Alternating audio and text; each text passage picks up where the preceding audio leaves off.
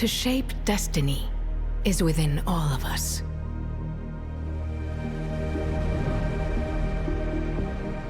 With Upwell, you can shape the universe.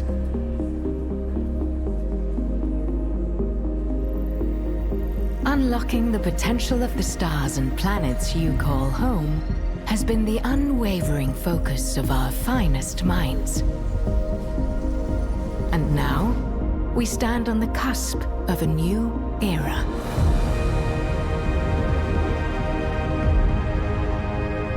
Introducing Equinox.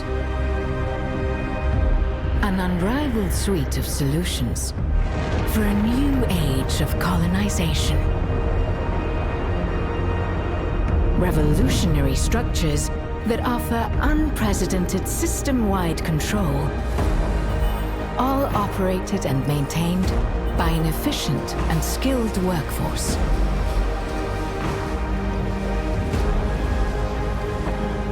Embrace the freedom to shape space in your image and seize the dream of a star system entirely under your command. Equinox from Upwell.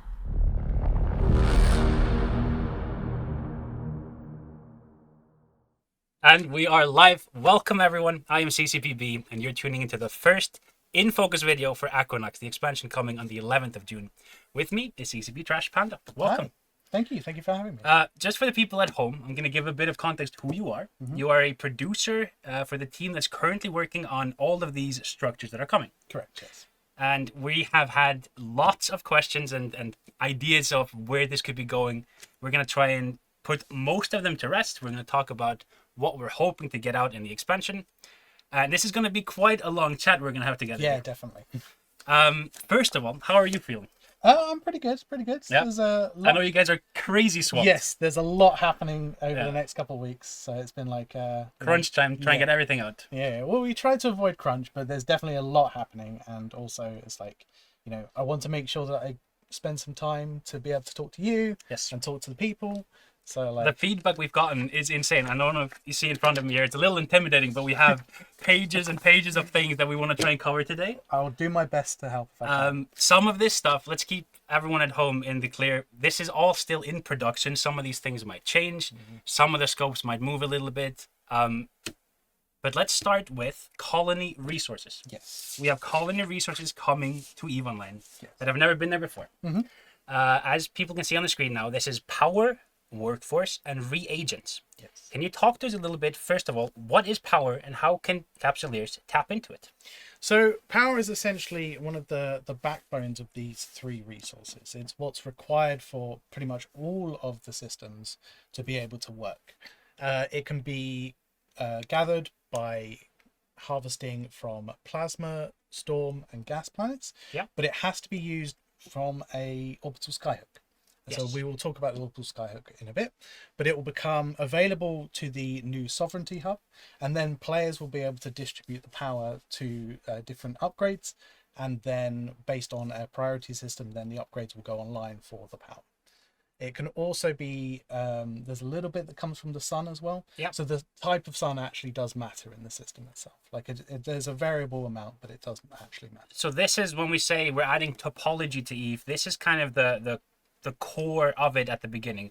Systems depending on the sun and the type of planets. If you have a system with a really good sun, which you'll learn about later, and maybe a couple of plasma planets, that has a lot of potential to have upgrades installed in the South Hub. Yes, is that correct? Absolutely. I mean, the main thing is that we're in a situation where each system now has essentially a DNA. Yeah. Like the combination of planets, I mean, as the planets have been seeded across, the planet distribution isn't going to change. No. But essentially it means that each system is now unique. Yes. And that means that the amount of upgrades you can have and the amount of things you can do in the system is going to change. And not all systems will be the same. Some will be essentially just better than others. Yes, exactly. Yeah. And there may be a situation where someone's like capital system is actually just trash now. Yeah. All the biggers are like, oh no, how many plasma do we have? How many? Yeah, exactly. So this, if you think of this kind of like a fitting for the Solve Hub, we'll go into the Solve Hub a little bit better later. Yeah. But let's cover the other two here as well, Sure. because power is one thing, Yes. and that is local, which means that it is based on that system.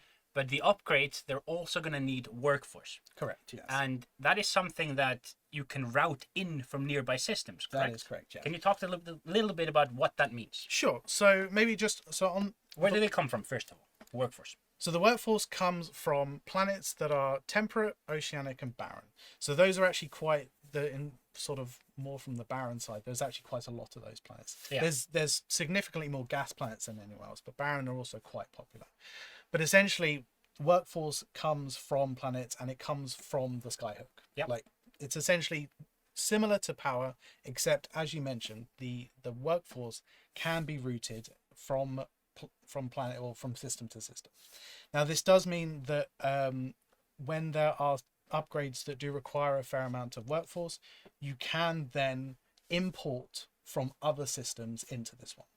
Although you can import from 3 different systems, but you can only export from 1, which means that essentially you have to take into consideration all of your systems within a region as to where you need to feed the workforce. Yes. So if you're looking maybe at a constellation or a few systems, you could start thinking, well, these ones have a lot of power, but they're lacking the barren and the oceanic and the temperate planets. But I could bring in, you can just tell them, if you own the Solve Hub, you own the skyhooks on the right planets, hey, send that workforce to this system. Correct, yeah. And then you can make use of that in upgrades in this one. Correct, yeah. So you can, in a way, with the workforce, create the sort of like those hubs that you want. Yes. The only thing is that you will always be hard capped by the power, because power, as you mentioned, is local to the system. So there is a hard limit as to how much power you can have. The potential amount of upgrades and exactly, things. yeah, exactly. And the last thing here are reagents. What are they? So reagents are new resources that we're adding into the game that are essentially almost like fuel blocks. They will be able to be sold on the market. They'll be able to be sold to NPCs, but they're also going to be used to as part of the startup costs for upgrades within the Sovereignty Hub. They'll also be used as the startup cost for the Metox moon drill. Yes. So essentially, they're not going to become the absolute almost like the fuel for the upgrade. Yeah. But it will be required to start the upgrade. To kickstart. Yeah. So if things get interrupted, which we'll go into a little bit later, Sure. you might need some of these to then restart and have everything, all the upgrades running the way you want it. Exactly. And these come from 2 different planets, is that right? That's correct. So they come from lava and ice, and that's the only planets that they come from. So that also becomes very important. Yes. A little tangent, super ionic ice. I like that word a lot. It's good. I really enjoyed in Focus video being able to say magmatic gas and super ionic ice. I know, it's good. The workforce, we have, I think, a little bit of a flow to kind of go a little bit deeper in that first, because I think that one takes a little more explaining to understand. Sure. So think of these as all these circles as different systems. Let's say you have a work abundant system, the one here above us. It's a system that has lots of barren planets, lots of just excess workforce that you could tap into, but you need it in this energy abundant system where you want to have all these upgrades. You can route this through several systems and then tell this system that has lots of people, I would like to export from this one. You tell this one here, I would like to transit it further, and then the other system, I would like to import it. Yes. And you said you could do that from 3 different angles. Correct, yeah. This is going to have a little bit of a kind of micromanagement of how you want to set up your space. Yeah.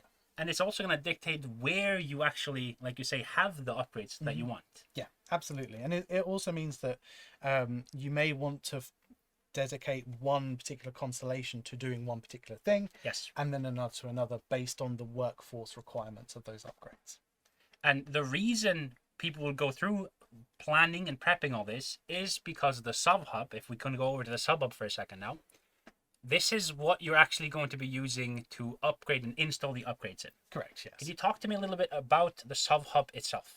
Yeah, sure. So the sub-hub is essentially the replacement for the infrastructure hub and also the TCU. Yeah, we're combining those. They're kind of going away. Yes, yes. And I know there's lots of concerns about this transition. Correct me if I'm wrong, but the transition period is going to be like until November. Correct, yes. So until next expansion, you technically don't have to do any of these things. Yeah. You can do them bit by bit and slowly. And I think it's going to be like you can install these and then just turn this on if you would like. But you're going to have plenty of time to prep and organize. This is no kind of like 2-week rush job once June hits, right? Yeah, of course. I will say, though, there is, because of the extra benefits you get from the upgrades, it feels to me like you'd probably want to do this. Oh, you'd be losing out if you don't. Yeah, I'm just saying that. Sooner rather than later, Yeah. you'd probably want to do that. But there isn't particularly a rush to do that. If you want to take your time. I'm sure they appreciate that they're not being shoehorned into like, you got to fix this in half a month once June hits, right? It's not the case. If you have summer plans, don't worry, you'll have some time. But your members might hate you if you don't bring them the upgrades that we're bringing into the game. Yeah. First of all, this is going to be like the hub where you route these the skyhooks. They all kind of connect into this. Correct. Yeah. We showed some UI as well from the video. I don't think we have that here, but the video that we've been working on and the UI to control this looks really cool. Can we talk a little about the actual upgrades themselves that are coming, the new upgrades, because it's going to retain all the old SOV upgrades that people are used to. Yes. Yeah. But here we have a list of all kinds of resources, infrastructure based and combat anomaly ones. Can you run through what these are? Sure. So maybe to start with just the infrastructure. One thing I want to make clear is that there isn't any lost functionality with going to the new system in terms of the infrastructure upgrades. So things like the super capital construction, the sinusoidal navigation, these things, or the advanced logistic network, these are going to remain with the new system. So it's effectively just be transferring from one to the other. Like we're not going to lose any functionality from that point of view. But where things get slightly different is things like the individual prospecting upgrades, which is that you can now dictate what type of anomalies spawn in your system that provide you with certain resources, which means that you can basically bring back tritanium, pyrite, and epsilon into your nullsec systems. So that's like super cool. Like I love that. That's I know is huge for those who have been missing those particular ores from Nullsec. Yeah, absolutely. Which means that players are now and organizations really are able to kind of craft parts of their areas to being, this is going to be our dedicated mining area with these type of upgrades, and we're going to make sure that this system that has enough power, has enough workforce to run all these. And you'll know that maybe is their mining pocket. This is their ratting pocket. It seems like you could really get into a situation where like parts of your space become like the industrial zone. Yeah. Where like you can imagine there's like smog and there's like industrial stuff happening, and then you've got on the other side you could then move into something like more like the combat anomalies. So you can actually then create space for your ratters essentially to just work through, and then they've got access to essentially what we're trying to do is essentially have similar in terms of the amount of activities you have from combat anomalies, so the havens, the sanctums, that kind of thing. We're also trying to expand that. We're expanding that with a new type of sanctum. That will be the name pending sanctum, which will essentially just be a much harder version. The idea being is that we understand that drone like spinning is pretty standard. We want to not destroy that because it's cool. Like that's what people want to do.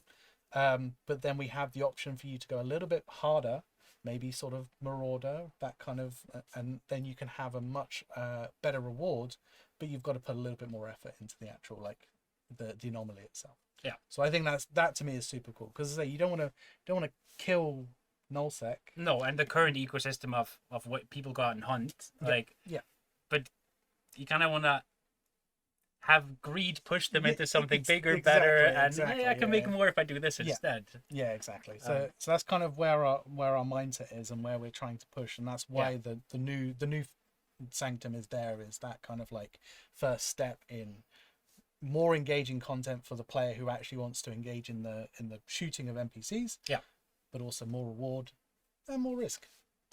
So this basically is going to allow them to design their space and mold it and make the areas that they want to be, like you say, the industrial zones, the farming zones, so to speak.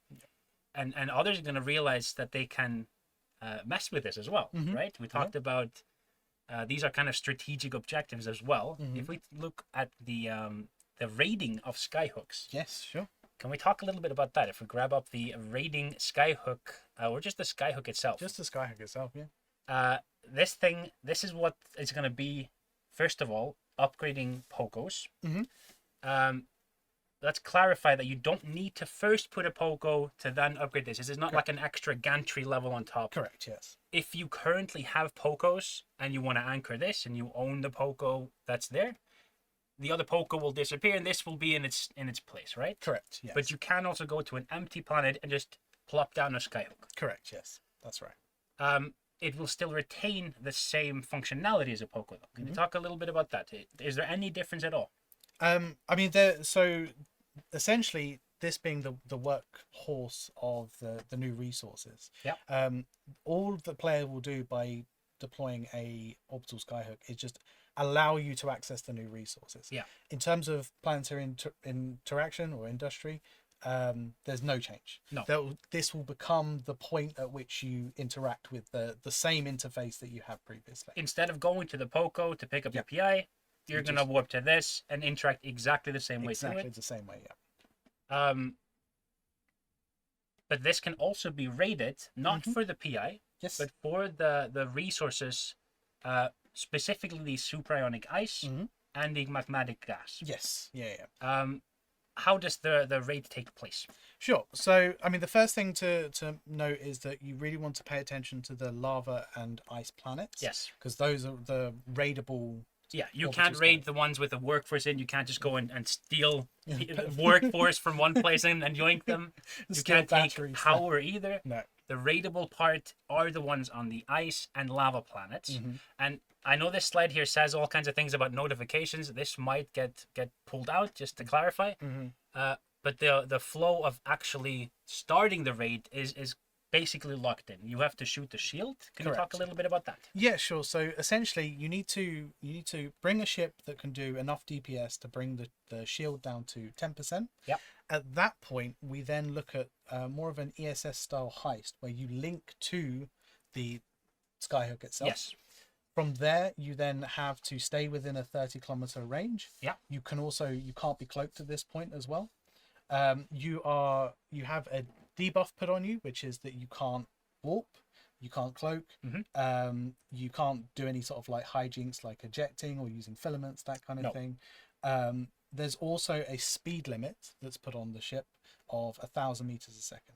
This is essentially to try and we're kind of maybe a little bit more game mechanic-y, but we just want to make sure that we're not like putting in speed tanking, like hijinks happening. Also, that if someone is robbing it and linked to it, that if you show up, that they just don't burn up at like 12k or something ridiculous, exactly. right? And then just with the ESS robbing, there are limitations. You have to go in. You can only go in as cruiser, battleship. Correct. Yeah. And you can only use afterburners in that bubble. Yeah. This won't be a Dead Space grid.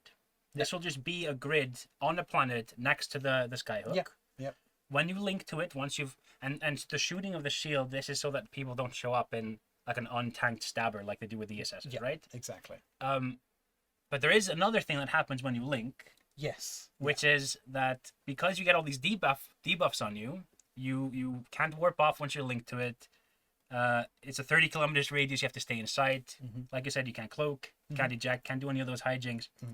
But a Sino jammer goes up. Yes. So you can't be immediately dropped on by a bunch of capitals. Can you talk about that a little bit? Yeah, sure. So this is something, I mean, we're still in the process of like looking into this a little bit because there have been some like, because we've been working with the CSM quite heavily. A huge amount. Oh yeah, incredible. And I have to say, it's just because you mentioned them, like the summit and every week, like I only have to say that I'm proud of the work that they've done with you guys so far. It's been like crazy how much work they've put into this. Absolutely, and they've been like really enthusiastic and given us really good feedback. So like I've been super happy with that collaboration. 100%. Yeah. So the idea would be is that we want to avoid just instant hot dropping and ruining the experience. So we thought about the idea of having essentially a sinusoidal field like or sinusoidal jamming field Yeah. around the skyhook for the duration of the heist happening. And the heist takes about 10 minutes, is that Yeah, right? about that. Yeah, We haven't about nailed that. down exactly, but kind of that's where we're sort of leaning towards. And essentially, it just means that there's more content that can happen on the smaller scale rather than going to a larger scale. Yeah. I mean, it doesn't mean to say that you couldn't like warp capitals in if you wanted to. You could bring them in from a different angle, but then you have to deal with maybe bubbles and stuff. Yeah, exactly. So If you de-link, can you then leave, or are you stuck on that grid for 10 minutes? I believe that's still to be determined. Like we're still sort of trying to figure. But that when out. it comes to the Sino jammer, I believe when you unlink, the Sino jammer goes down. Yes, yeah. So you could technically keep the thing and play around with maybe turning it on and off. Yeah. There have been all kinds of discussions around that. But Yeah. I don't need balancing then. But this is the thing, like the sinusoidal jamming is one of these like that's why we need to talk to the CSM. It's why we need to talk to players and get feedback. 100%. It's such a like it's a really good game mechanic, but it also interacts with so many different things that we want to make sure that we're like taking the right step on that sort of stuff. 100%. We're talking actually to CCB Swift about this earlier today about you could use this technically to move capitals and supers and then turn on the Sino jammer and then suddenly you've gone into system. But you could do that with an anchorable Sino jammer too. Like but yeah, it definitely needs to be discussed and thought about. No, precisely. But what you would be doing when you raid this is you're trying to get the ice or you're trying to get the lava or the gas, right? Yeah. Why would you go through that? Well, the idea is that it's a valuable resource that as a raider you can sell on yourself. Like you could, in theory, take it for your own sovereignty if you wanted to, but there's also the ability to sell it on the market. So it becomes like not only is it sort of engaging gameplay and it's also a little bit more fun in terms of hit and run, but then you can get rewarded for it. You get money for it. Yeah. So it's sort of like it just gives you that objective to do in space. We're going to talk as well next week a little bit because we don't know about the sizes of these things. Obviously, it's different than an ESS, Robin, because an ESS token is tiny. Yeah. And you can have that in any kind of ship. Yeah. This is going to be a little bulkier, right? But we're going to wait until next week until we talk about the new ships a little bit more in depth. But I'm very excited about those too. Are you happy with how we've explained the Skyhook rating so far? I think so. Okay. Let's move on from the Skyhook. What do we want to talk about next? I think this is a good segue into the Metox mine drill, because you said you could rob the gas and you could use that because you're going to need those resources to power the moon drill. Correct, yes. Let's first of all talk about what this is. Well, essentially, it's bringing passive moon mining back. Yes. That's what we want to do with this structure. The idea is that it is super fun to get together when you've cracked a moon and mine out the moon goo. Yeah. But we also realize that there is a lot of value in just the passive nature of being able to extract those resources. Yes. So the idea is that we want to give players that choice now. So you can either go with the high efficiency cracking the moon and getting all your players in to mine that, or you can set down this structure, activate it, and it will just passively at a lower efficiency but generate and refine those resources for you. Yeah, and that's an important distinction. These can't be side by side next to an Athanor. You have to choose if you want to have an Athanor that has a moon pool which you then physically mine. And I think groups are going to do this very differently. Some groups that have lots of members who enjoy going out and their income stream is mining, they will still want to retain the ability to go mining R64s and 32s. Yeah. But maybe those lower end moons that don't really get touched, maybe you want to slap a few of these on them. Yeah, absolutely. On the other side of that coin, there can be PvP focused groups that have kind of been starved of this sort of income for a long time. Who wouldn't physically mine it themselves, they might want to do the opposite. They might want to take areas and put these down on the really valuable moons. Let's talk a little bit about what we're maybe hoping to get in when it comes to the reinforcement flow of this. I know that this is, again, with a grain of salt, this could all change, but we're hoping to get a no damage cap on these, Mm. with a manual repair cycle, Yes. kind of like the old posses. Yeah. Now this might get changed. This might end up just being a normal structure with the flex reinforcement cycles. But if it were to go this way, let's talk about what that would look like. Yeah, sure. So, I mean, essentially, the default right now is we want to go with the standard Citadel mechanics when it comes to repairing. But one thing that we've been thinking about, and one thing we want to experiment with, is essentially bringing back a little bit of the old, like, POS repairing feel. Yes. Where it's like your structure can be hit, and this is more just specifically for the Metox moon drill. We're not bringing this to. This would only be for this structure particularly. There's nothing to do with the skyhooks. They would have their own. Yeah. No, exactly. But the idea would be is that we would have to, rather than it just automatically repairing, the idea would be is that once the structures become reinforced, now when the structure does become reinforced, all of the materials in it become locked in. Yes. You can't take them out. Which means that if you hit someone's moon mining structure and there's 20 days of moon goo in there, you want to come back and hit that. Let's actually pivot right now to the. We had questions from lots of people. What does a short reinforcement cycle actually mean? Well, a short reinforcement cycle, I mean, it can vary, but essentially it is sort of between sort of like the 2 hours and the 25 hours. Yeah. Like it can be within that. It's not like a 15-minute type thing, and it's not going to be like a 2-week thing or a 1-week thing. It's essentially between the 2 hours and the 25-hour reinforcement window. And it depends on when they've set their structures, their time zone that should come out in. So if you know that some group always has their structures in a certain time zone, you could show up early one day, attack them a couple hours before, and then be able to hit these things again and just kill them like 5 hours later. In other cases, you might hit them and have a timer, like you say, 20, 25-ish hours later. So these are going to be fairly. You have to kind of be there to defend and make sure they don't go down. Absolutely. As you said, well, in low power or reinforced, the resources are locked in there. If it does end up having no damage cap, would it have more shield than a normal structure? I think in terms of the structure, we were sort of in the range of a medium structure in general, like in terms of the HP. Like that's kind of where we're thinking. And the reason for this, isn't it so people might feel inclined to maybe put a dread or two and get that type of gameplay back. But this wouldn't have any tether, no docking, no weapons. Nothing like that. Nothing like that. No. So you have to show up and defend this on your own or with your group, obviously. Another thing with it, I had something else I wanted to talk about with it.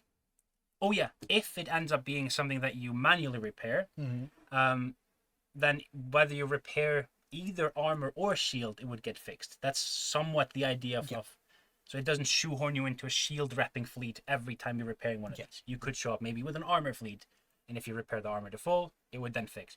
Again, this might not end up this way, but fingers crossed, right? Yes, for sure. I know there's been lots of talk about this in the CSM, back and forth and all kinds of ways. Sure. So I'm very passionate about this. Okay, I think we covered the Metox moon drill. Yeah. We have all kinds of other questions as well that we kind of just want to cover. The community just had like a million questions after the video, We've been like very diligently trying to gather DMs and just everything we see. We go, oh yeah, maybe we need to clarify these. Let me just run through.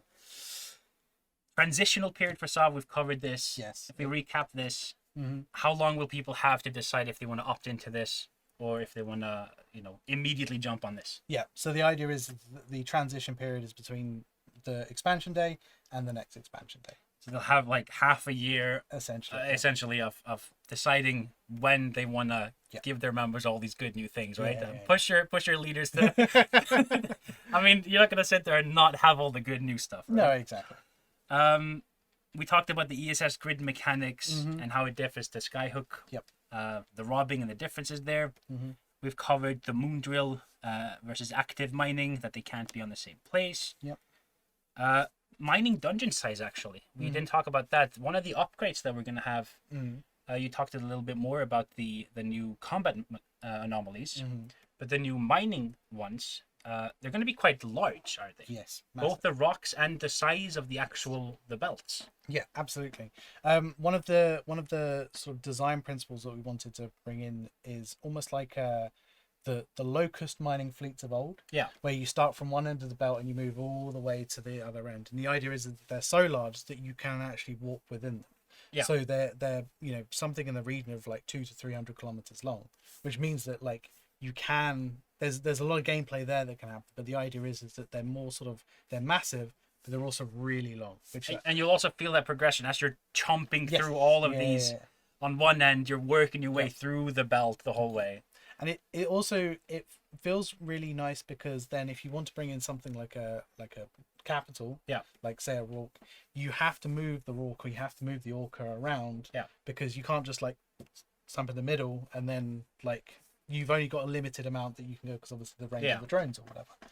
So True. it's like you actually have to move your fleet, and I think that's really cool. Like as a concept. People have been doing this a lot in Parchment too, where because they're really big, the sites as well, but you can't warp in between a lot of them. Mm-hmm. But they're the people move them around with like MJD desks, which is really cool. That's actually. cool. Yeah. Replacing custom offices. Yeah. We've talked about that. Mm-hmm. There was one question here: if a TCU and an iHub belong to different alliances, can we assume that the iHub owner would be the one? Because the TCU really doesn't do much at the moment. No. So if you're the alliance for some whatever reason, if two different groups, it was a question. I blame them. I guess it can happen. Yeah, I mean the idea would be is that the owner of the iHub would become the owner of the sub hub, which will now be the sub hub, and they'll become the owner. Yeah. Yes, and to clarify that again, when June 11 hits, all TCUs and iHubs are going to go away. Yeah. And the sub hub is going to become. It's going to just appear at a place in space. Yeah. I'm not going to say exactly where, but people will decide if they want to click the button. Yes, turn on new system. Correct. Yes. So yeah, it will. The iHubs and TCUs are going away on the expansion day, but you will still be in the old mode. Yeah, the old system until you decide. Yes, I want to do this. There were some questions regarding this, like if you had both up, would there be some stacking benefits? And none of that stuff. None of that nonsense. Gas planets had some questions. I don't think we mentioned gas planets much. Are they going to be tied into the power of systems? Yes, yeah. Gas planets are the underpowered. I think we maybe just missed talking about it when we were... So I mean, essentially, gas planets are the most abundant planet in the universe. Yeah. The idea is that they will provide power, but they are going to provide a low amount of power. Yeah. So because of their abundance, it wouldn't make sense to make them super valuable. No. So the idea is that they're a power generator. It means that you can systems that have like 12 gas giants, you can do something with it. Yeah. You know, there is some. But you're power. really hoping for the plasma ones. Yes. With the nice lava planet too, right? Exactly. What else? Do sub upgrades still require ADMs? No, they do not. Can we talk a little bit about that? Sure. So the ADM system is still a thing. It's still going to be a thing in the new system. However, we're decoupling the requirements for SOV upgrades and the ADM. So you don't have to get the ADM to a certain level to be able to install a SOV upgrade. All SOV upgrades will be available to plug in and install. It'll just rely on the amount of power, workforce in that system. Exactly, yeah. Awesome. I think we covered how many cubic meters roughly. We can talk about that a little bit next time. Yeah. About the size of the stuff in the skyhooks. Yeah, I'm hesitant to give more details about that one because it's sort of we're still. We'll strike that one up. Yeah, we're still balancing that. We talked about how long is a short reinforce cycle for these. Mm-hmm. Someone said they still don't understand skyhooks. The Poco part, do they need that first? No, we covered that one as well. Who can access the sub interface? That's a really good one. Can anyone see the sub upgrades that are installed? So, yes and no. Okay.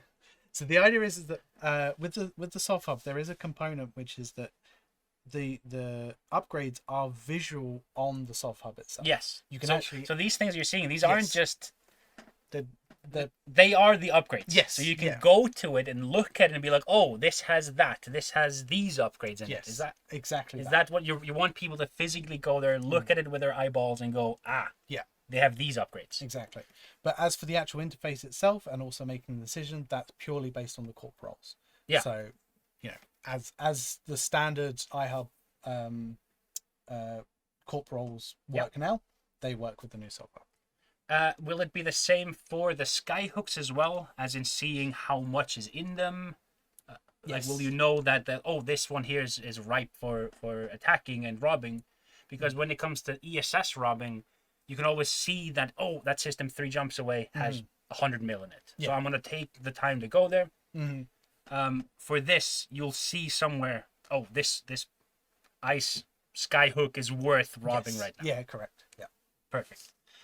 I don't really have any more. I'm sure there's other questions. I think we covered, for the most part, what I wanted to. Yeah. Do you think I've forgotten to ask you about something? I don't think so. I think that pretty much covers everything.